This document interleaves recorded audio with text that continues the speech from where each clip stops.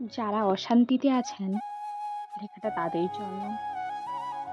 যাদের প্রতিনিয়ত husband wife কিংবা বন্ধু-বান্ধবের সঙ্গে সমস্যা লেগেই আছে, আজকের গল্পটা হলো শুধুমাত্র তাদের জন্য। তো রিকোয়েস্ট করব গল্পটা শেষ পর্যন্ত শোনার জন্য। সম্পর্কে প্রথম হলো বিশ্বাস।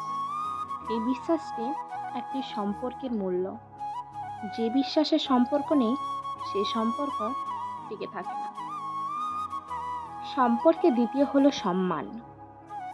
যে সম্পর্কে সম্মান নেই, একজন আরেকজনকে সম্মান দেয় না, সেই সম্পর্ক টেকার থেকে না টিকিয়ে রাখাই ভালো। সম্পর্কে তৃতীয় হলো স্যাক্রিফাইস। এই স্যাক্রিফাইস যদি দুজন দুজনকে না করে, তাহলে সেখানে সম্পর্কে কোনো মূল্যই থাকে না। একজন আরেকজনের জন্য স্যাক্রিফাইস করা দরকার।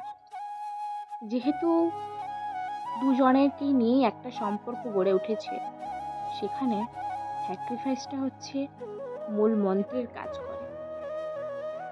সম্পর্কের মধ্যে তৃতীয় ব্যক্তি সুযোগ দেবেন না, কারণ সম্পর্কের মধ্যে তৃতীয় মানুষের সুযোগ দিলে সেই সম্পর্ক কিন্তু কোনো সময়ও টিকে থাকে না।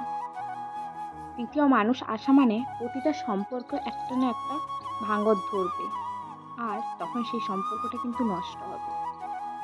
হ্যাঁ বন্ধু, এবার আসি মূল কথায়। একটা সম্পর্কের মধ্যে উপরে 4টি খুবই গুরুত্বপূর্ণ কথা আমি বললাম। এটা বিবাহিত জীবন শুরু করার আগে এগুলো জেনে রাখা দরকার। বিবাহিত জীবন শুরু করা খুবই কষ্টকর যদি আপনি উপরের 3টি কথা না মানতে পারেন। বিবাহিত জীবনে নানা রকমের সমস্যা আসবে। সব কিছুকে দোষ ভেবে আলাদা হয়ে যাবেন না। দোষ কোথায় সেটা খোঁজার চেষ্টা করুন। দেখবেন নিজের সমস্যা সমাধান করে ফেলবেন। আপনি জানেন দোষটা আপনার সম্পূর্ণ, তারপরেও যদি আপনি চুপ করে থাকেন, দেখবেন অনেক সহজ হয়ে গেছে সবকিছু। 1-2 কথায় সম্পর্কের মধ্যে তৃতীয় ব্যক্তিকে আসতে দেবেন না। নিজেরা বসে সমাধান করার চেষ্টা করুন। যাই সমস্যা হোক না কেন, হাজব্যান্ড ওয়াইফ দুজন বসে সমস্যার সমাধান করুন। ওখানে কিন্তু তৃতীয় ব্যক্তি যদি ঢোকান, দেখবেন আপনার সমস্যা আরো বাড়তে থাকবে, কমবে না। কখনো ডিভোর্সের কথা কখনো মাথায় আনবেন না। ডিভোর্সে কখনো শান্তি পাবেন না। আপনি মনে করেন যে ডিভোর্স দিলে হয়তো পৃথিবীর সব মুক্তি আপনি পেয়ে যাবেন। আসলে তা নয়, কখনো এরকম হয় না। আপনার বাড়ির আশেপাশে সমাজে 2-1টা ডিভোর্সি ভাই বোনকে জিজ্ঞাসা করুন, তাদের কাছ থেকে আপনি প্রশ্নের উত্তর পেয়ে যাবেন। তারাও এই কথাটাই বলবে, তাদের নিজের পরিবার এবং সমাজের মানুষের সাথে তাদের কেমন সম্পর্ক হয়েছে, সমাজ তাদেরকে কোন চোখে দেখে, সেটা একবার কল্পনা করুন, নিজেটা প্রমাণ পেয়ে যাবেন। আপনার সম্পর্কের মধ্যে কি সমস্যা, কি কারণে বিচ্ছেদ হতে চাইছেন, এগুলো সমস্যা খুঁজুন। এই বিষয়গুলো ত্যাগ করার চেষ্টা করুন। দেখবেন সমস্যা কিন্তু সমাধান আপনার নিজের হাতের মধ্যে।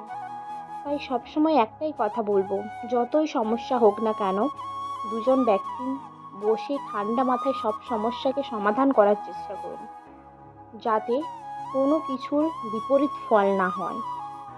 রাগ, অহংকার, জেদ এগুলো ত্যাগ করুন। প্রিয় মানুষের সঙ্গে সংসার করতে শিখুন। দেখবেন পৃথিবীতে আপনার মতো সুখী মানুষ আর কেউ হয় না। টাকা পয়সা, গয়নাগাটি সব কিছু নিয়ে কিন্তু সুখী হওয়া যায় না। যতটা আপনার নিজের আপন মানুষের সঙ্গে কথা বলে শান্তিভাবে বসবাস করে আপনি সুখী পাবেন।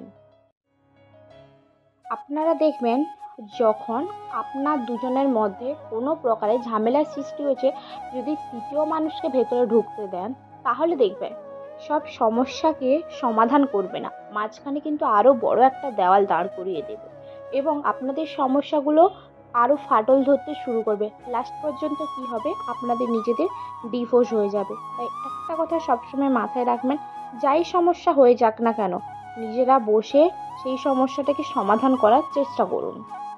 তাহলে কি হবে, সমস্যাটা কিন্তু আর বাড়বে না। এই কথাগুলো যদি আপনি মানতে না পারেন, তাহলে আপনার জন্য সংসার নয়। আপনি কখনোই কাউকে সুখী করতে পারবেন না, আর আপনি নিজেও কোনোদিন কখনো সুখী হতে পারবেন না। তাই সংসার করার আগে সবসময়ের জন্য একটা কথা ভাববেন, সুখী হতে গেলে আপনাকে যেসব কথাগুলো বললাম ওইগুলোকে মানতে হবে। নিজেকে অনেক কিছু ত্যাগ, অহংকার সব কিছু ত্যাগ করতে হবে, এবং আপনার যে অপোজিট পার্সনের মানুষটাকে খুব ভালোবাসতে হবে।